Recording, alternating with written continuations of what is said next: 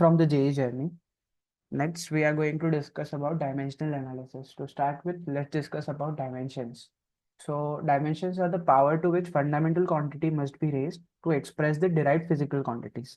In last video, we have seen that every fundamental quantity has its own representation of dimensional formula, which is L for length, which is L for length, uh, then M for mass, T for time, etc. Right. So here we can represent every derived physical quantity in terms of this fundamental quantities, and this is called dimensional formula, and their expression is called dimensional formula. Okay. So the physical quantity, let's say for example here, if we talk about area, then area is basically length into breadth. So both are units of length, right? So length square, length into length would be multiplied, and the dimensional formula for area would be L square, or even we can write it as M0 L2 T0. Okay, and other things are also raised to 0, a ki power 0, and so on and so forth, right? But these three are written generally together. Okay, uh, then we will do some example. I have stick this chart, you can understand and try to practice. Then we can derive dimensional formula for power. तो power क्या होते हैं? Power is work done upon time taken. Work done upon time taken. और work done को force into distance भी बोल सकते हैं अपॉन टाइम. ठीक है, फोर्स को क्या बोलेंगे? Mass into acceleration. So mass into acceleration को डिस्टेंस अपॉन टाइम स्क्वायर बोल सकता है. डिस्टेंस अपॉन टाइम स्क्वायर, इधर दूसरा एक टाइम था और इधर भी एक डिस्टेंस. तो ये क्या हो गया? मास का एक पावर है, so m raise to power 1. Distance के लेंथ के 2 यूनिट्स है और टाइम के 3 है, बट डिनोमिनेटर में. What would be this? t raise to power -3. और ये जो है डायमेंशनल फॉर्मूला है पावर की. You can see here as well. Power कहाँ है? यहाँ. So this one power upon time L mL2 T-3. mL2 T-3. So this is the way you can derive dimensional formula for any physical quantity. Okay. अब next कौन सा है? Next है magnetic induction. Magnetic induction क्या होता है? M is equals to force upon electric current into length. Don't worry about this relations, ये आगे आएगा. बट अभी डायमेंशनल फॉर्मूला कैसे निकालेंगे तो आगे का देखो, and match it with this one. उसका रिजल्ट आएगा m t-2 a 1 power -1. Okay, this is for current. Basically denominator में है तो करंट -1. ठीक है. So applications of dimensional analysis किधर यूज होता है? ठीक है, to check the correctness of relation between different physical quantities. Right, मतलब दो चीजें एक साथ लिख देने से कोई इक्वेशन, मतलब डायमेंशनल फॉर्मूला क्या होता है कि इक्वेशन जो तुमने लिखी है, जो एक दूसरे को इक्वेट किया है, वो डायमेंशनली भी इक्वल होने चाहिए, तभी जाके उसका मीनिंग बनेगा. जैसे और कुछ भी तुम डिराइव करोगे, सारा कुछ जो भी होगा, एडिशन सब्ट्रैक्शन, वो सब सेम डायमेंशनल फॉर्मूला वाले फिजिकल क्वांटिटीज का ही हो सकता है। ठीक है, तो ये एक कंडीशन है, यही एक कंडीशन है, ऐसा नहीं है। ठीक है, और ये कंडीशन सक्सेसफुल होने से वो फिजिकल रिलेशन ट्रू है या वैलिड है वो भी नहीं बोला जा सकता। बस ये है कि उसका करेक्टनेस फर्स्ट स्टेज पे इससे डिटरमाइन किया जा सकता है कि डिफरेंट फिजिकल क्वांटिटीज को एक साथ अगर रिलेट कर रहे हैं तो क्या डायमेंशनली सही है, वो फर्स्ट स्टेप चेक करने का ये होता है। ठीक है, और let's say for example we are taking s is equals to ut plus half A T square.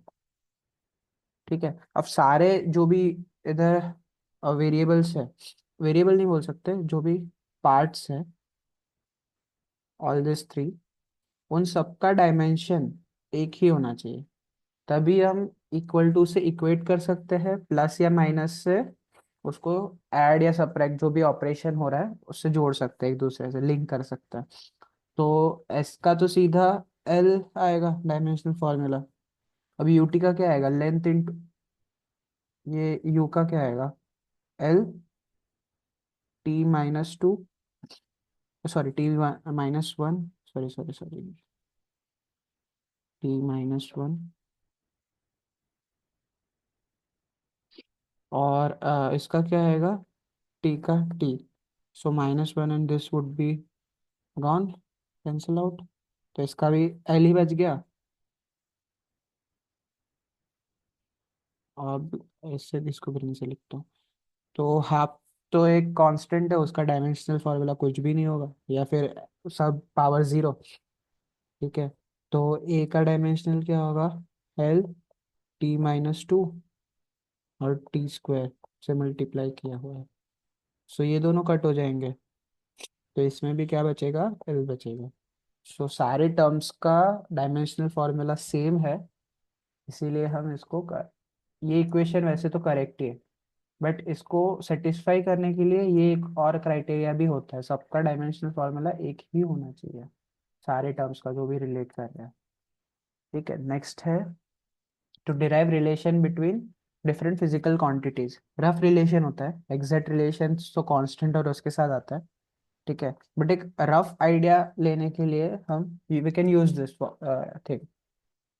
ठीक है, अब कैसे करेंगे, मान लो if we are interested in deriving the relation of with time with कौन कौन सी चीज़ें हैं, लेंथ के साथ है, मास के साथ है, ग्रेविटेशनल एक्सेलरेशन के साथ है, ये सब के साथ हमें टाइम का रिलेशन निकालना है। ठीक है, तो what we can do is, हम ऐसे लिख सकते हैं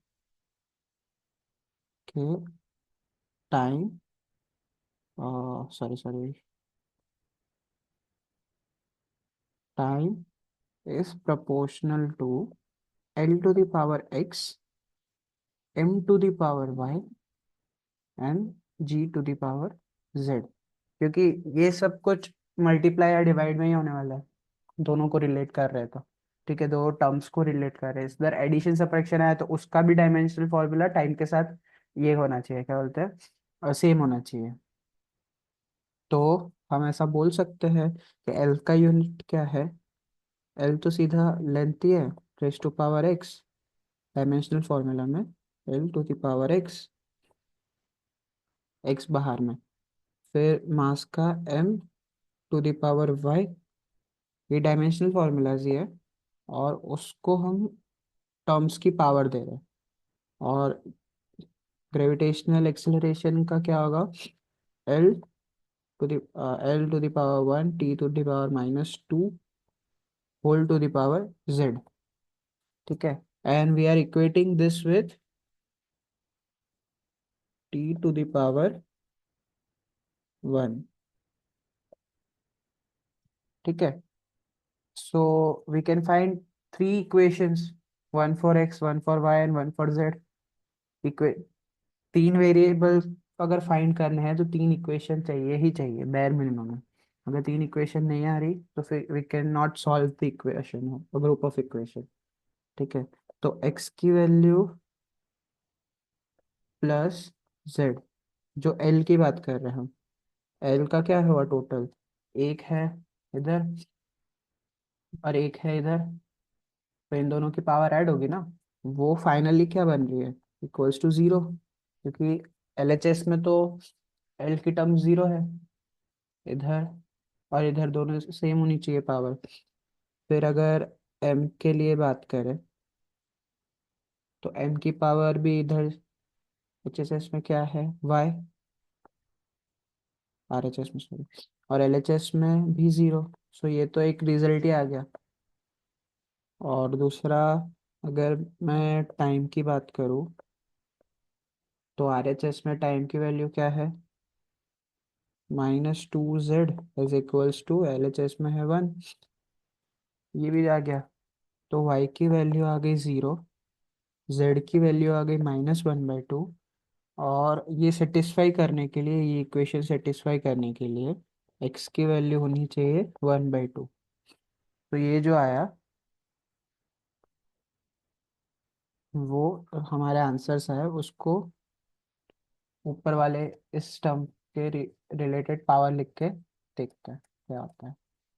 सो t is proportional to L upon G whole in root, ठीक है। और मास के तो प्रोपोर्शनल होता ही नहीं है, ठीक है। So this is the thing, ये हम इससे इसको ऐसे रिलेट कर सकते हैं।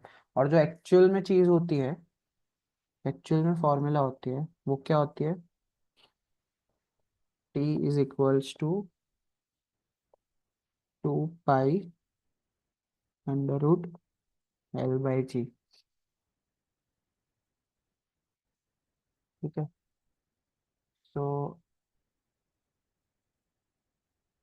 ये जो चीज़ है, देखो सिमिलर काइंड ऑफ आया, बस ये प्रोपोर्शनलिटी हटाने के लिए ये कांस्टेंट है, ठीक है। तो ऐसे हम फाइंड कर सकते हैं रिलेशंस पे। फिर तीसरा उसका एप्लीकेशन क्या है, कि वी कैन कन्वर्ट मैग्नीट्यूड, और मतलब एम के एस में कुछ मैग्नीट्यूड है एक फिजिकल क्वांटिटी का, तो सिस्टम चेंज करने से मैग्नीट्यूड तो चेंज होगा नहीं, बट हर एक सिस्टम में उसका मैग्नीट्यूड कम या ज़्यादा होगा यूनिट्स के साथ, ठीक है। मतलब क्या है, कि एम के एस में अगर कुछ 10, मान लो 10 न्यूटन है, ठीक है, तो सीजीएस में वो क्वांटिटी तो सेम ही रहेगी, 10 न्यूटन्स ही रहेगा, बट अगर न्यूटन्स चेंज होगा, उसकी जगह डायन आएगा, तो उसके साथ कुछ ना कुछ और मल्टीप्लाई या डिवाइड या कुछ ना कुछ पावर लगेगी, ठीक है, जिससे वो चेंज हो रहा है, वेरिएशन हो रहा है। तो ये कन्वर्जन कैसे करेंगे, तो उसके लिए डायमेंशनल फार्मूला यूज किया जाता है, ठीक है। उसका एक सिंपल रूल है, ठीक है। वो क्या है, मैग्नीट्यूड इनटू यूनिट, वो क्या होना चाहिए हमेशा, कांस्टेंट होना चाहिए, कोई भी सिस्टम हो, ठीक है। ये रूल को यूज करते हैं, मैग्नीट्यूड इनटू यूनिट। अब यूनिट डायमेंशनल फार्मूला से चलते हैं, कैसे करते हैं, लेट्स सी। मान लो एग्जांपल से समझते हैं ना, तो 1 न्यूटन की बात कर रहे हैं, 1 न्यूटन, उस न्यूटन किस में है, एम के एस में, एम के एस में, वो हमें किस में चेंज करना है, डायन में, कितने डायन हो, ठीक है, ये क्वेश्चन है। सी जी एस होता है ये, सी जी एस, ठीक है। नाउ लेट्स सी, अब फोर्स का डायमेंशनल फार्मूला क्या होता है, फोर्स का डायमेंशनल फार्मूला होता है M L T - 2, है ना, मास इनटू एक्सीलरेशन, ओके। सो हम कैसे लिखेंगे, इधर रेड से लिखता हूँ 1, और ये यूनिट जो है उसको हम लिखते हैं ग्रीन से, ठीक है। तो दिस इज कांस्टेंट, सो ये सी जी एस सिस्टम के लिए भी सेम होना चाहिए। तो इधर मान लेते हैं कोई एक्स से इक्वेट करते हैं, एक्स को फाइंड करना है, और ये इधर भी M L T - 2 सेम रहेगा वो तो, ये, पर ये किसको रिप्रेजेंट कर रहा है, केजी इनटू, ये किसको रिप्रेजेंट कर रहा है, मीटर इनटू, और ये second in raise to power -2, ठीक है। और ये किसको रिप्रेजेंट कर रहा है?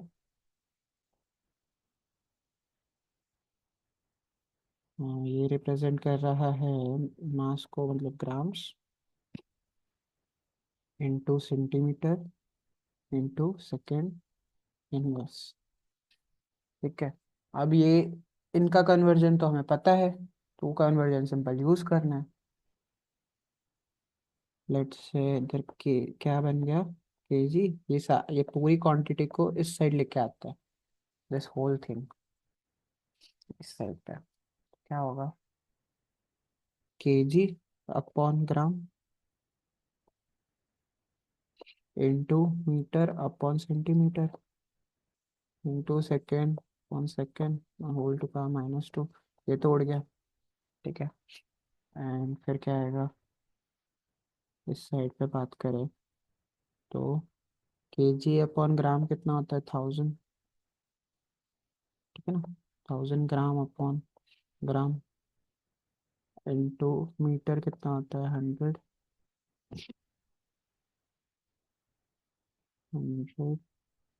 और centimetre equals to 1 metre. Metre centimetre है, तो उड़ी गया। तो ये आ गया एक्स। ठीक है, तो हमें सीजीएस सिस्टम में उसका वैल्यू मिल गया। ठीक है, तो क्या बोला जा सकता है, 1 न्यूटन इज इक्वल्स टू 10⁵ तो सिंपल यूनिट का जब से यूनिट्स की जो सिस्टम जब चेंज होती है, तब मैग्नीट्यूड पे क्या फर्क पड़ रहा है वो हम इससे फाइंड कर सकते हैं। ठीक है, so all these three are the application for dimensional analysis। ठीक है, मिलते हैं नेक्स्ट वीडियो में। Next we would be discussing about error analysis। ठीक है, so till then thank you।